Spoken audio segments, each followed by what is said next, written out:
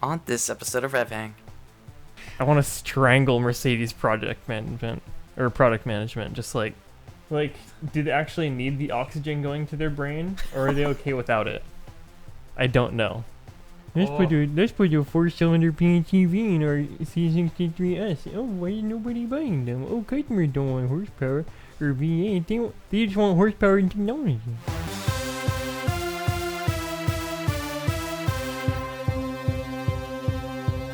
Hello everybody and welcome back to RevHang. I am Nathan and alongside me as always is my good friend and co-host Ben Bagley. How's it going, Ben? Oh, it's going pretty good. I got to ride my motorcycle today, which is always fun. It was a little chilly this morning. 40 degrees on a motorcycle is a lot colder than 40 degrees in a truck. Fun fact. No kidding. Yeah. Yeah, well, it has been a chilly morning for sure, but it has heated up in the afternoon and it is actually very pleasant outside right now. Yeah, Nathan loves it when it's this nice outside because he gets to do extra editing in post. Yeah, all the color correction for all of the fun backlighting that we have, which is totally great. Remember, folks, exposed for the face, not the background. Right. Yes, indeed. But this is not a color correction editing tutorial podcast, as I don't know if that's even possible. It's definitely in possible. An audio form. There is something. There's got to be something. Trust me. If not, I will start one. No, I won't. But this is a racing podcast, so let's dive right in. We've got some paddock news to go through this lovely week. Starting off, Max Verstappen had a child. Well, more specifically, his long-term girlfriend, Kelly Piquet, had a child, and Max Verstappen is the father. So he is officially a full father now, not just a stepfather, as he has been to Kelly's daughter with Danny Kvyat. That's how you say his name. Kvyat, maybe, if that's not how you say his name. That's a whole nother can of worms and a whole nother story that I could probably make a standalone video on, but won't. Max isn't a stepdad. He's just the dad who stepped up. I would not go that far. That's gonna. Okay. Moving on. Max Verstappen had a baby, and he is a father, and he has not slowed down very much at all by that. If I can learn how to talk, we'll keep moving on here. Cadillac has done their launch event in Miami this weekend. On Saturday night, they teased the livery of their car, sort of. It was all kind of in shadow. Yeah, lots of flashing lights. Lots of flashing lights. There was no strobe warning. Yeah, no seizure warning. No, that was crazy. So hopefully everybody in the crowd was okay. I watched it at night after it had already happened. I was in bed watching this like little YouTube clip of it. Yeah. And I was like, I can't see. Yeah. Lots of flashing lights. Lots of like hype, not a lot of substance on that video. Yeah. It did look like they might be running an Imperial Blue car, probably blue and white. So we're talking like the colors that the USA teams in the Olympics wear. That would be Imperial Blue, which would be pretty cool. I mean, official American racing colors for Autosport is white with blue stripes. Right. I think we're probably going to get blue with white stripes, more likely. But go Williams. Yeah. That seems to be the case. In terms of drivers, there's kind of a lot of names that have been flung around, including the most likely seems to be Sergio Perez to Cadillac as the first driver. Hope that works out for him. Yeah, Alex Palou's F1 buyout agreement has come up recently again. Oh, yeah. I think people now want him out of the sport. Not so they don't want him to succeed in F1. They just want him out of IndyCar. Yeah, he's too good. That would be interesting. I definitely could see that happening. Yeah. With Andretti already being on the IndyCar grid, they already have good relations with Palou, I am sure, in terms of, like, they're friendly. Well, it's not like they're exactly competitors right now, so. No, right, exactly. So, Palou is definitely an option. That would be very exciting. I've heard Valtteri Bottas's name thrown out there. Colton Herta, I'm sure, is in the mix. His name gets quieter and quieter every single time it's brought up. It really does. The rumors were big, and then they're becoming less big as time goes on. However, is actively keeping him from F1 at this point.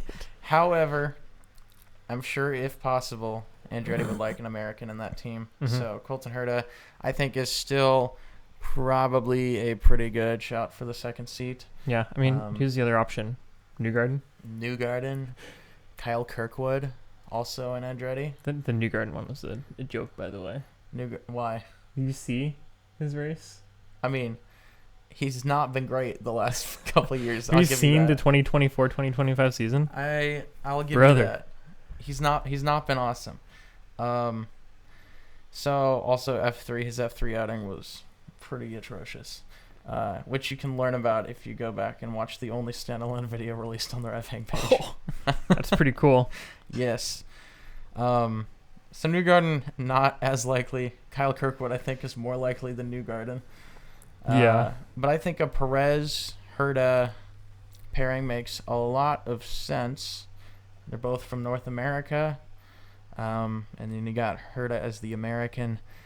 So Then you have like the veteran versus young driver. the veteran, the guy who's going to know setups, well, the guy who's been in the sport for a while. With Max Verstappen not around, he might have a chance to actually figure out what his setup should be and then share it with the rest of the team. I'm interested to see how he drives not in a Red Bull. Yeah. I mean, because he was always really consistent and solid when he was not in Red Bull. Mm-hmm. So I think that might have a lot to do with it. It would be very interesting to see him come back. And he's also been still around F1 talks. He's not been to a bunch of races. He was in Miami. He was at the Cadillac launch event. So lots of, hints being dropped there.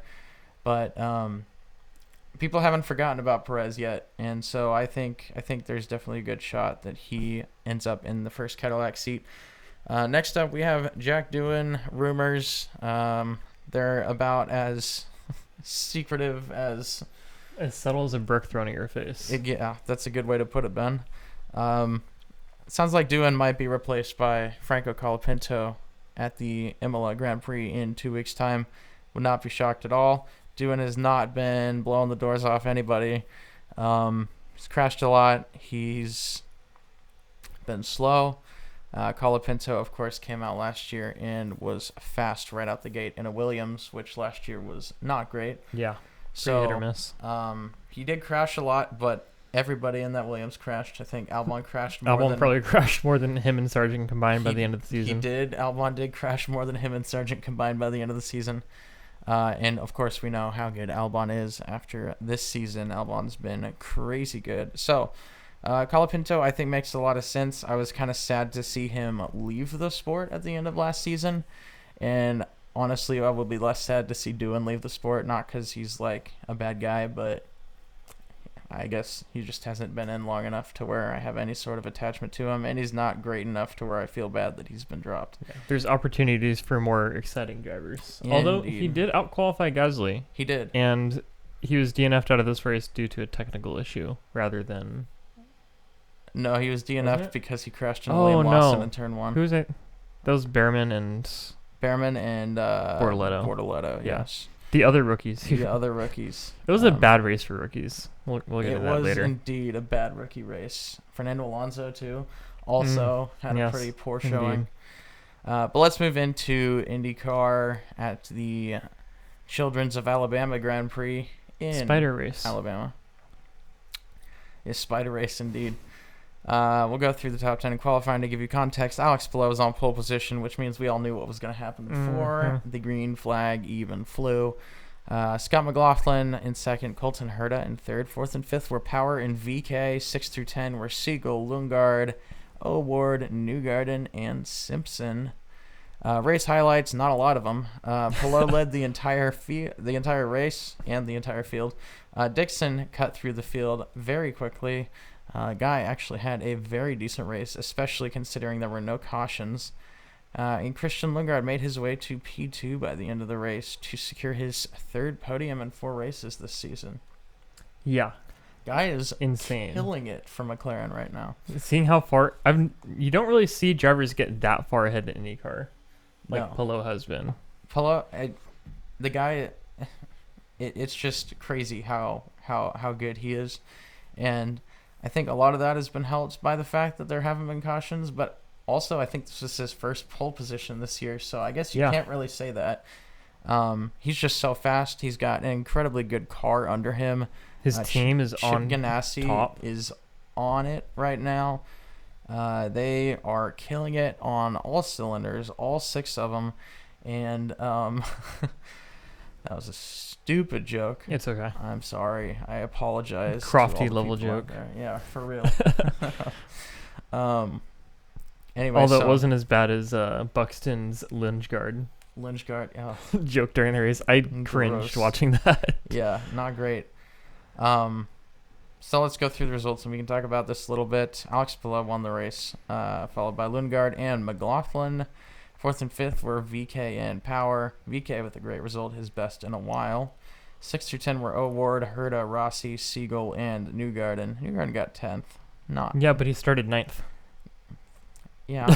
McLaughlin started 2nd and finished 3rd. That's a little different, though. Yeah, that's still a podium. So, all right. So, Palou dominance, it's no secret. It's been happening this is the 3rd year in a row now, I believe. Yep. So. And it's even crazier because it's stock car racing. Yeah, like well, it's spec series. It's a spec series. Mm-hmm. So, all the cars are exactly the same. The setups can be changed. Obviously, Palou is incredibly good at setting up a car. Yeah. As is Chip Ganassi. They're killing it right now. Their pit team is perfect, and it makes me sad every time I watch it. Yep. So yeah, nothing more to say about Palou. He's gonna run away with this championship more than likely, and I don't think there's anything anybody can do about it. Nope. People are mad about it. People are getting increasingly. People might actually be more mad about him dominating IndyCar than they were about Verstappen dominating in F1. Yeah, I wonder what the record is for consecutive championships. In IndyCar, it can't be that high. It's got to be 3 or less, and it would be Scott Dixon. Well, actually, no. I bet in the 80s, like Al Unser and like Mario Andretti won a ton. I bet there's some older. Let's see. Older Let's guy use the that has a internet. ton, yes. Sebastian Bourdais won 4 in a row. Really? That's pretty nuts. I did not know that. Maybe that's Indy 500 actually. That's consecutive race wins. Al Unser won 5 in a row. Wait, that's races. Yeah. I went to the wrong. Just IndyCar. That's okay. So that is championships. So Yeah. that's in the kart series, which is kind of like off-brand IndyCar when IndyCar was not really a thing. IndyCar, but good. So no one has won 4 consecutive. AJ won 4 Indy 500s, not consecutively, but Sebastian Bourdais won 4 kart championships in a row, which will essentially count as IndyCar. From 2004 to 2007. Yeah, that was the closest we're gonna get. That's pretty good. That is pretty good. But Christian Lundgaard, 3 podiums in 4 races, very good considering it's his third season in the sport. Yeah. And he's now with McLaren. I think he's a team where he definitely deserves to be, and he's making O'Ward look bad. O'Ward was their golden boy for a while, but I feel the tide shifting, and that feels to be less the case because I don't think O'Ward has had a good season in a couple of years now. Like a really good season, and he has some crash happy problems. Yeah. But yeah, Lundgaard's killing it for McLaren. I think he has a good shot to finish top 3 in the championship for sure. And Siegel's actually been doing pretty well too. Siegel has been slip doing that well. in there, but Siegel's been doing pretty well.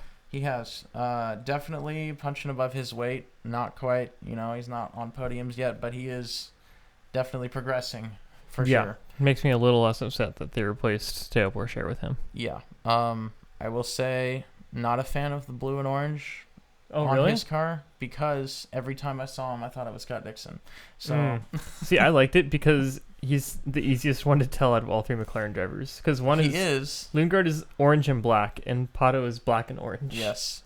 And Siegel is blue and orange, but so is Scott Dixon. So I always got a different shade. Yeah, it's hard to tell. If you aren't colorblind, then it's easy to tell. We're not going to get into that right now. I'm not colorblind. My family might beg to differ, but I'm not. I've taken the test. Colton the test Herta. is just Scott Dixon's car and Nolan Siegel's car next to each other. The same picture. Yeah. Colton Herta and pit stops equals sad times. That guy cannot Again, catch a break. it's so bad. always the pit stops. He's always doing great, and then He he does lost a pit stop. 4 positions off of the pit stop this time in the middle of the race, like the most important part of the race. Yeah, And he lost 4 positions in pit. absolutely crazy. The guy cannot catch a break to save his life. He did stall, so kind of his fault, but also like, man, you can't help but feel bad for the guy. Yeah. So let's go through IndyCar standings real quick. We'll go through the top 10. Alex Palou in first by a country mile, followed by Christian Lundgaard and Kyle Kirkwood in third. Pato O'Ward is in fourth after I just got done dragging his name through the mud. Felix Rosenqvist up there in fifth. That was sneaky. Very sneaky. He's tied for fifth with Scott McLaughlin. Seventh is Scott Dixon. Eighth is Colton Herta. Ninth is Will Power. And 10th is Alex Rossi, who's having the best season he's had in a while. Yeah. So it's safe to say the top 10 are still kind of fighting for second place. Yeah. I mean, there's a very clear gap between third and fourth. I mean, an Alex Palou DNF, which is still possible, would bring somebody right back into it. Sounds like 2023 Verstappen again. Yeah. I keep on bringing it up, but like this is the exact same thing people were saying with Verstappen. Is like, especially earlier in the season, they're like, well, he could DNF. He could just not finish the race and then give other people a chance. He never crashes anymore. Yeah. So. And then he did DNF and he still won by an insane amount in Australia. Right. Exactly. All right. Let's move on to Formula One and the Miami Grand Prix. We'll start with sprint qualifying because it was a sprint weekend, which everybody forgot about until it was sprint qualifying. Yep. So, in first place on the sprint pole was Kimi Antonelli, a new name at the front. Guy was actually crazy fast this week in qualifying. Nice qualifier. Yeah, exactly. That's what I just said, Ben. In qualifying. So, yeah, he was on pole position, followed by Oscar Piastri and Lando Norris. Fourth and fifth were Verstappen and Russell. 6 through 10 were Leclerc, Hamilton, Albon, Hadjar, and Alonso.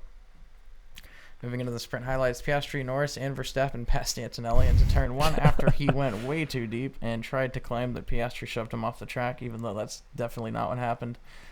The track ended up drying very quickly throughout the race, causing the drivers to pit for dry tires halfway through. Yeah, to preface, the track was pretty wet. Yeah, it was to start off. Very wet. It was a deluge. So wet, in fact, that Leclerc crashed on his way to the grid a half hour before the race and was not able to participate in the sprint race. It was so wet, they forgot about wet tires.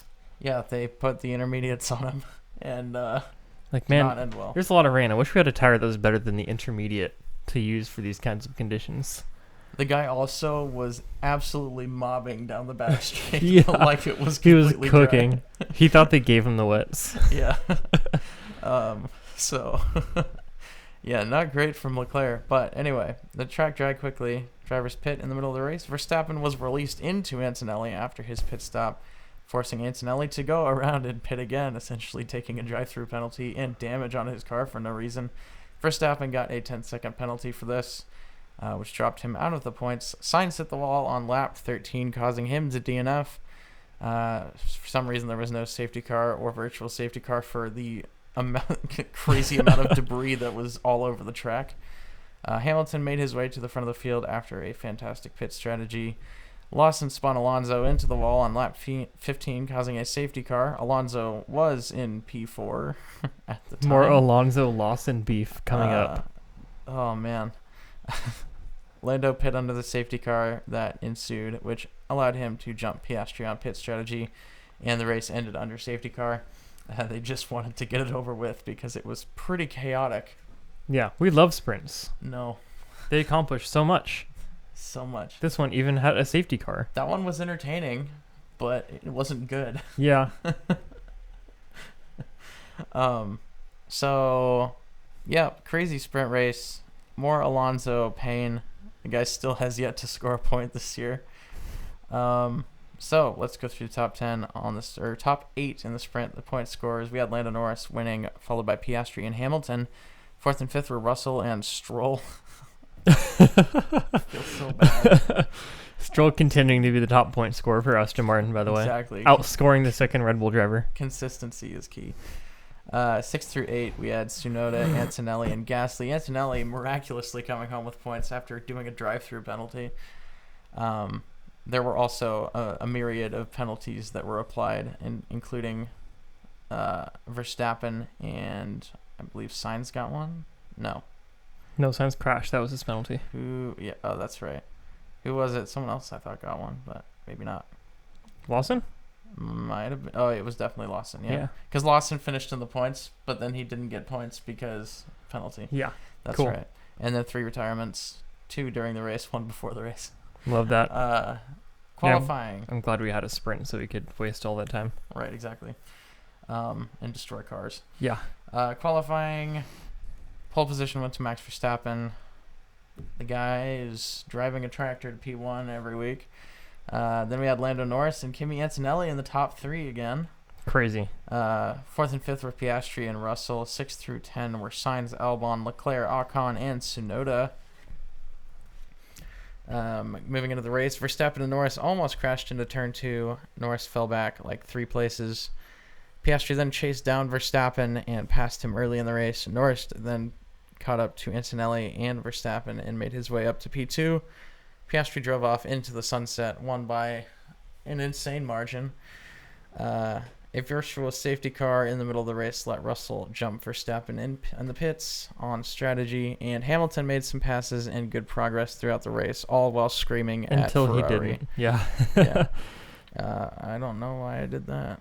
It's not. There we go. So, results of the race, top 10 were Piastri, Norris, Russell on the podium, followed by Verstappen and Albon. 6 through 10 were Antonelli, Leclerc, Hamilton, Sainz, and Tsunoda scoring another point for Red Bull. Just scraping by.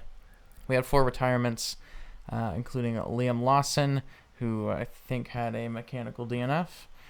Liam Lawson, it was kind of mechanical. It was also damage on the car because of the crash with Jack Doohan, who also retired due to that crash.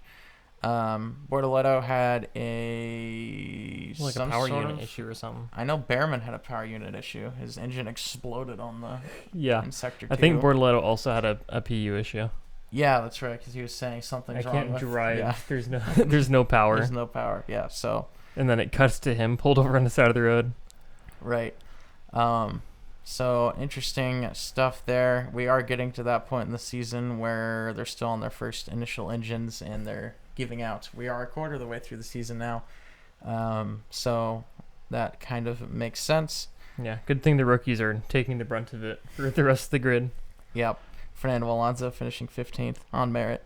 Yeah. Unfortunate things. Just barely squeaking by Lance Stroll. Yeah, right. Let's talk about some stuff. First off, we had to say it for the first time this year, Piastri dominance may bore fans. And this is that was actually a dominant race. That was that was his first real okay, that's like Verstappen, Hamilton 30 seconds ahead. Yeah. He won by he wasn't that far ahead of He's Lando. 10 seconds ahead. I think it was 6. I think it was 6 seconds ahead of Lando. 4.5. 4.5. But he was also managing. That's what I was looking at. Lando was ahead. Is this Delta from leader? That's Delta from the next car. So Lando finished the race after the whole problems at the start of the race. That is from leader. I was going to say, Lewis Hamilton is a minute behind Charles Leclerc. That's crazy. But still, Lando finished, it would be 33 seconds ahead of George Russell in 3rd place, which means that Piastri finished 37 seconds ahead. Yeah, that's crazy. Absolutely nuts. That's some Verstappen stuff right there. Just absolute dominance. He was obviously not driving as fast as he could either because... Why would you? Just taking the car home, keeping Lando at bay, no problems. Crazy good race from Piastri. Crazy bad celebration at the end of the race. He hit the gritty very poorly. Another cringe moment. We'll add that to the lunch guard joke that Buxton made. To be fair to him, it wasn't his fault. He lost a bet, so he lost a bet by winning the race. So hopefully we don't see any Piastri gritties anymore. Maybe he's learned. Maybe.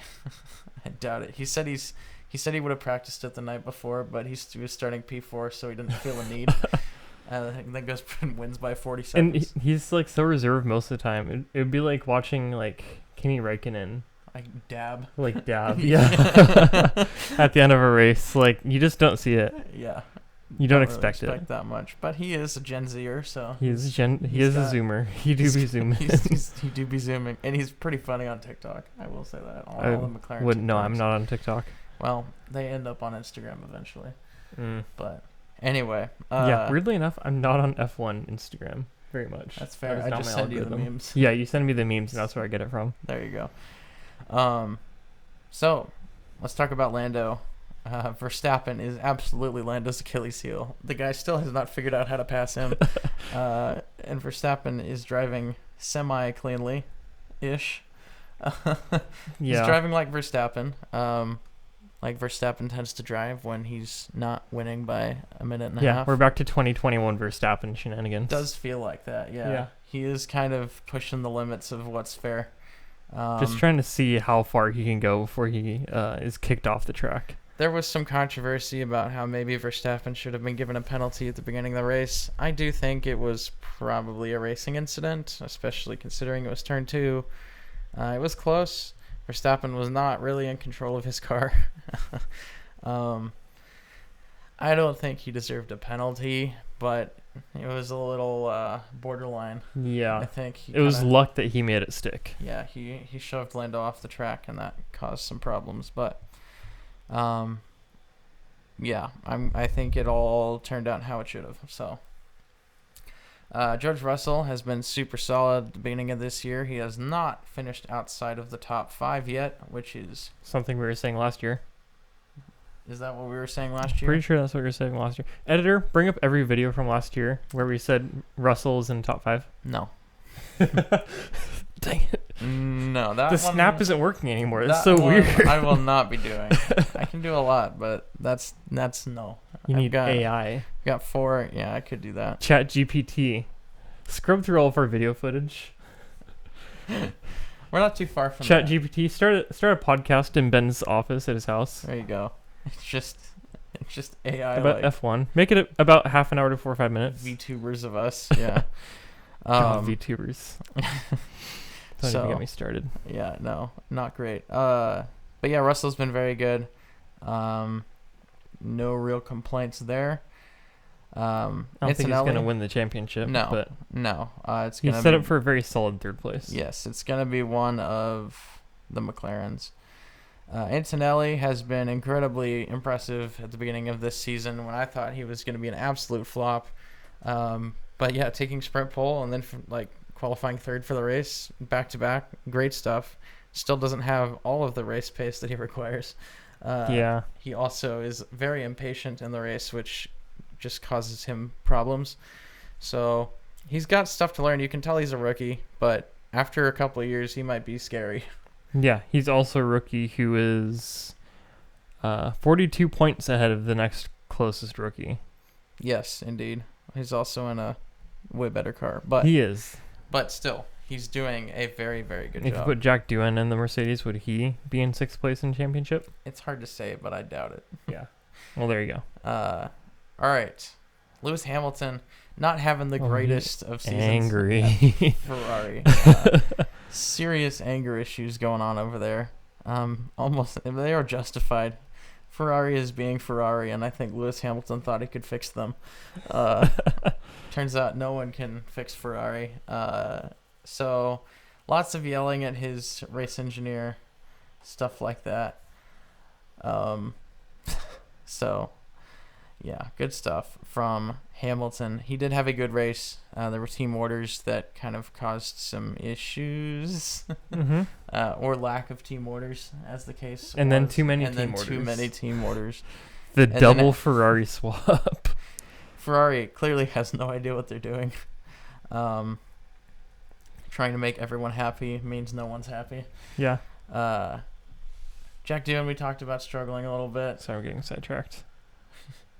looking at things. The boy's doing us a favor. Okay, sorry. All the memes. Bortoletto has been struggling the last few races. Not entirely his fault. He is driving a horrible car. He did out-qualify Nico Hülkenberg this week, so...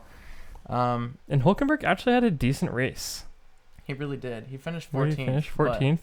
But not bad for 14th. A Sauber. Yeah. 14th. He was in the points there for a decent amount of time. Yeah. Sauber is absolutely nowhere this year, so I'm not going to get on Bortoletto too much, but it's not been fun, I'm sure. And then even less fun, Liam Lawson is just making Isaac Hadjar look so good. Yep. He's making enemies. He's crashing in other drivers. I think he's so in his own head right now that he just can't. Yeah. The guy's he puts himself in decent positions and then he just throws it all away. It's like the worst aspects of Gasly after his demotion. Yeah, exactly. So with all that being said, let's go through the standings real quick. Oscar Piastri is out in front ahead of Lando Norris by 16 points. Lando Norris in P2 ahead of Verstappen by 16 points, who is 6 points ahead of George Russell in 4th. And then we got a 40-point drop to Leclerc in 5th, then Antonelli and Hamilton in 6th and 7th. 8 through 10 are Albon, Ocon, and Lance Stroll at the top half of the grid. Fernando Alonso, Liam Lawson, Jack Doohan, and Gabriel Bortoletto still at 0 points. All the rookies. Isaac Hadjar is at 5. Oliver Behrman is at 6. I think Hadjar and Behrman have been doing fantastic this season. They're just in cars that are not going to be scoring 18 points a race. Yeah.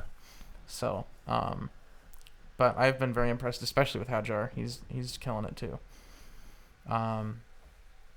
Constructors, McLaren has 246 points out in first. They are 105 points ahead of Mercedes in second. It's going to be a runaway Constructors this year. It's a team effort, too. Very Red Bull-esque. Yeah, I mean, not even because, yeah, it is a team effort. So it's not it's worse than a Red Bull.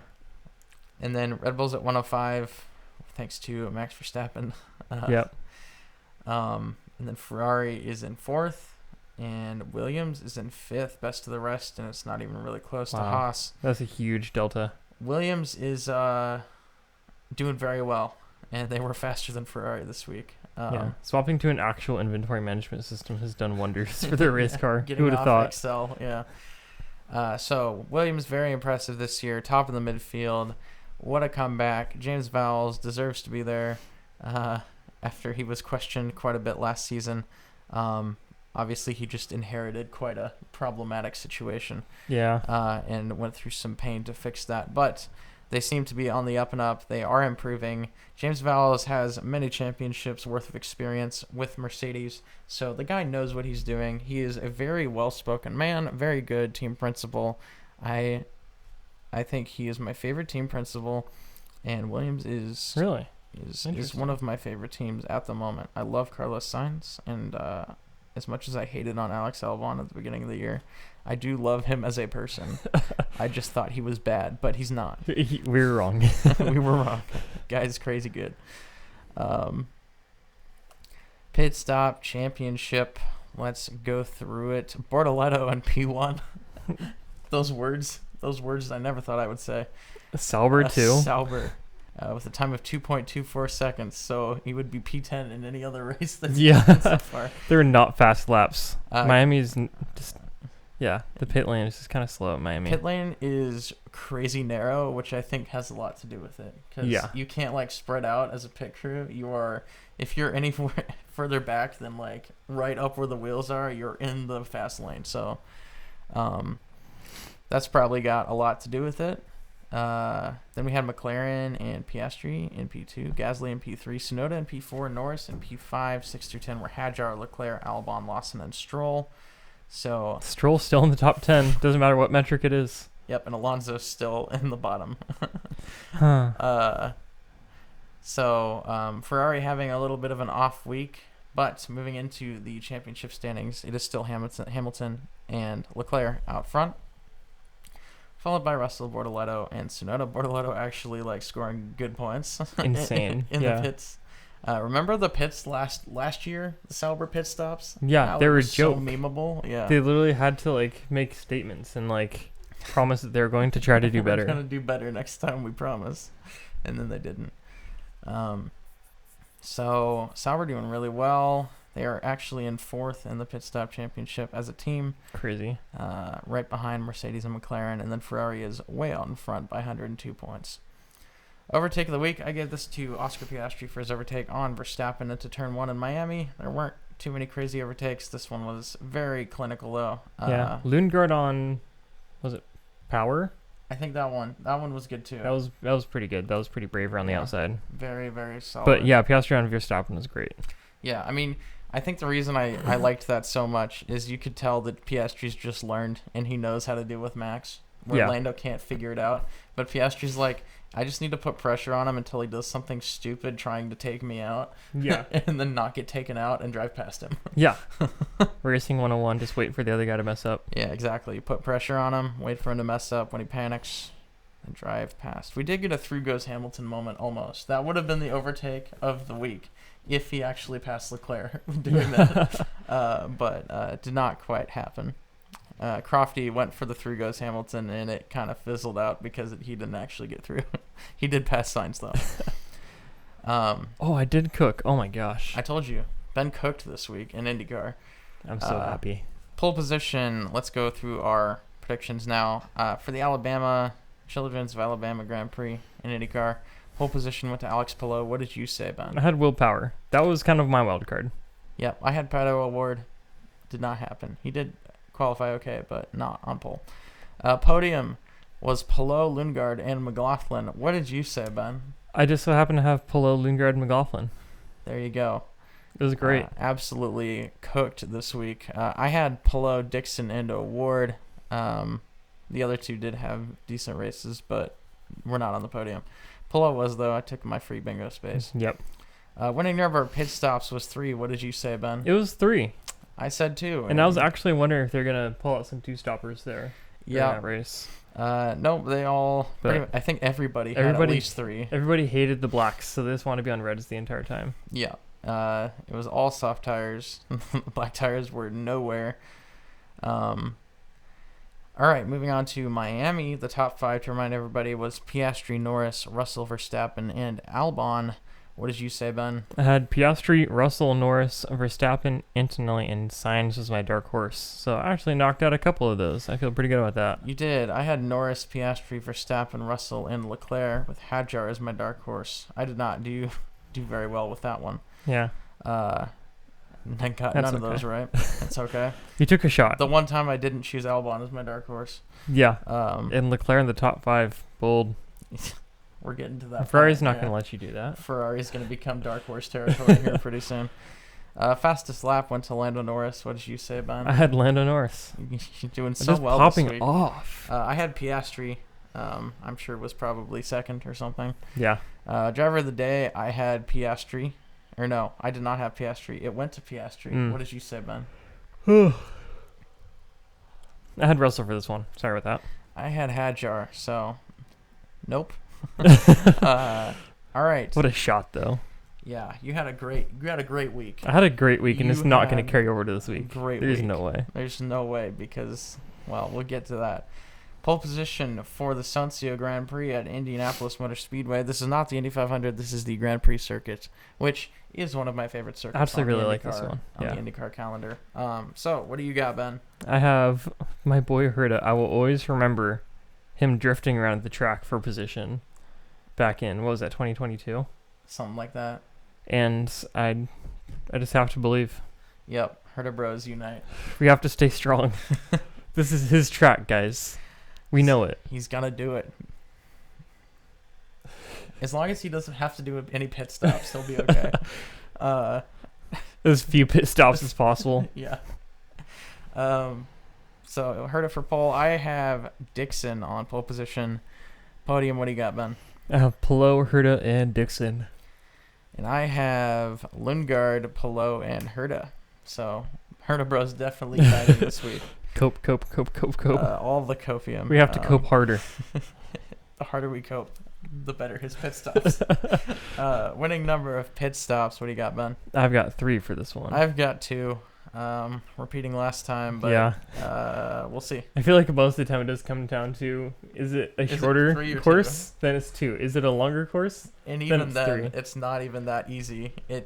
I swear it's literally just a toss-up every year. Yeah. But I we think could just have that number more on the temperature on the given day. We could honestly just have that affects number them. assigned to our names. It's like Ben is always 3 and Nathan's always 2. It seems to go that way, yeah. Except for the Indy 500, we gotta bump those numbers up. Those are rookie numbers. Gotta remember what I did last time so I can do more. Yeah. All right.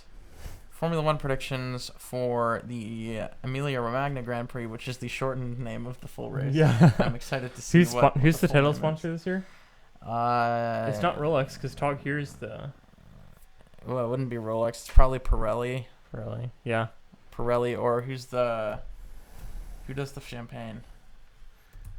Wait, doesn't Ferrari do the champagne? Yes. Technically, it's sparkling wine. What's it called? We will find out. Go to ESPN because they have all the F1. names of the. No, We're gonna find out don't the full care. name of this race because it matters. Reject all cookies. Okay, I've got it. It's the Formula One AWS Gran Premio del Made in Italy. Del Emilia Romagna 2025. That. It's the Made in Italy. So race. AWS is the sponsor, and then there's 15 other words. I didn't do this on purpose. He's gagging at the new Mercedes AMG GT 63 APX GP edition. Why? Yeah. Why are we? Oh, is this? This is for the movie, isn't it? It's a movie car, and they're like, look, it's another matte black and gold car. Don't you love it so much? Don't you love that we took the incredible GT, which is the follow-up to the insanely cool SLS, and then we just put it on the C-Class platform? Don't you love that? Aren't you so happy that it's on the Aren't you so happy that it's just an SL with more horsepower? Do you love that? Do you love that it's the same size as a Mercedes C-Class coupe now? Isn't that so cool? I love your rants, Ben. This is great. How do you really feel about the car? I want to strangle Mercedes product management, just to see. Like, do they actually need the oxygen going to their brain, or are they okay without it? I don't know.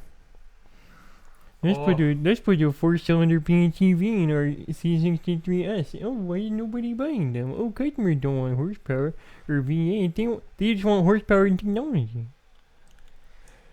The opening sequence of the video is going to be very easy this week. I'm sorry, it keeps coming up. That's hilarious. They have an inline 6 mild hybrid that they could put in, but no, their top spec flagship motor is a 4-cylinder plug-in hybrid that weighs more. Why? You could put an inline 6 in these cars, and you could bring it. It could be a throwback. It could be a throwback to the original SLs. Mercedes, hire this man. Don't hire me. You I will might kill a man. Keep him away from your PR team, but he's got ideas. All right, let's move on before we get sued. Formula One in the Emilia-Romagna Grand Prix. Imola, give me your top 5, Ben. I've got Piastri, Norris, Russell, Antonelli, and Verstappen, which actually, now that I'm thinking about it, sounds very close to what I did last week, but whatever. It's fine. I've got, who's your dark horse? Oh, it's Behrman. Gotcha. I've got Piastri, Verstappen, Norris, Antonelli, and Sainz with Ocon as my dark horse. So each of us has a Haas boy. Haas boys. Haas boys unite. Fastest lap. What do you got, Ben? Got Piastri. That Mercedes rant really got to you. I accidentally drank the water that makes you cough before saying Piastri. Yeah, right. I have Norris with fastest lap. Driver of the day. What do you got, Ben? Also Piastri. I have Sainz. Can't tell you why. If you take a shot at the side of the barn 3 times, you're bound to hit once. Something like that, yeah. And obviously the driver of the day votes this year have been dubious. Yes. Quite. All right. This is some words of wisdom that I know my fiance would very much appreciate. So, Ben, what do you got for us on this lovely Monday evening? Yeah, we're moving into summer, and it's lovely. But, you know what isn't lovely? Dead plants, and dead garden plants, and dead lawn plants, which is called grass. So it's really important to be proactive with watering. Don't wait until it starts turning brown, especially the grass, because that just means it's going dormant, and it won't come back until it's way cooler and way wetter. Which essentially means you're going to be stuck with the lawn that's brown in your neighborhood versus everybody else who is watering early. And just like watering, in the evening or in the morning. Obviously, the morning is nice because it gives it kind of like a moisture protection as it goes throughout the day. But evening is fine too. It's just when it's not super hot, it's all just going to evaporate because water is expensive if you don't have an in-ground well and you're paying for it. But yeah, be proactive. Don't let your plants die this summer. Ben, with the lovely words of wisdom as an adult. I feel much calmer now talking about my vegetable garden. Yeah. I feel much better. About the Mercedes woes. Leave the petrol behind and swap it for some soil. Yeah. And water. All right. I don't even know what I'm talking about anymore, so we're going to go ahead and wrap up this episode. Thank you, everybody, so much for watching and or listening to this episode. If you enjoyed it, leave a like or rating on the platform you listened on. It really helps us out. Subscribe or follow if you'd like to see more of our beautiful faces. If you want to see updated standings for IndyCar and F1 or a calendar of upcoming racing from those series, check out our website at RevHang.com.